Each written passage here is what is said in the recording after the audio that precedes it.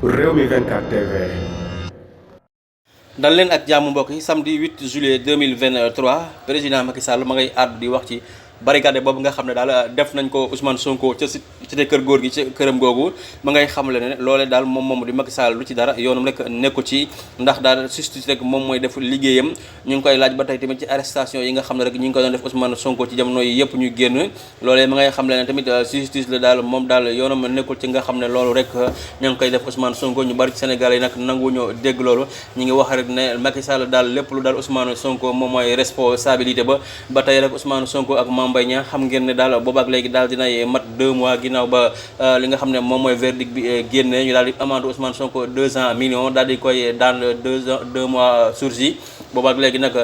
cassation bi nga xam ne rek avocat yi daal dinañ koy jébbale ngir rek ñu mën a ratifier loolu nga xam ne def nañ ko Ousmane Sonko ndax jàpp nañ ne daal loolee du yoonu waaye ñi ngi xam ne nag risque mën na caa am ndax bu fekkee ne rek loolee nanguwuñ ko kii di Mame Mbaye Niang mun naa saisir kër Ousmane Sonko ak ay biem ay otom ak ci yenn yi jaay ko ngir mën a récupérer 200 millions yooyu loolu daal dana doon lu doy waar loo xam ne ñu bari ci Sénégal yi nee nañu duñ ko nangu Mame Mbaye Niang moom loolu rek ñu ko defal dañ ko def ku mu am ndey ak ku mu amul ñu nangu benn yoon ñuy jël këru Ousmane Sonko wala alalam di ko jaay ngir faye ko Mame Mbaye Niang moom comme daal na ko Ousmane Sonko waxee woon rek nee na woon daal kii di Mame Mbaye Niang du ko jox dërëm fukki dërëm du ko jàpp ñu bari ci Sénégal yi jàpp nañ ne daal kon loolu mooy dëgg Mame Mbaye Niang kon du jàpp li nga xam ne mooy fukki dërëm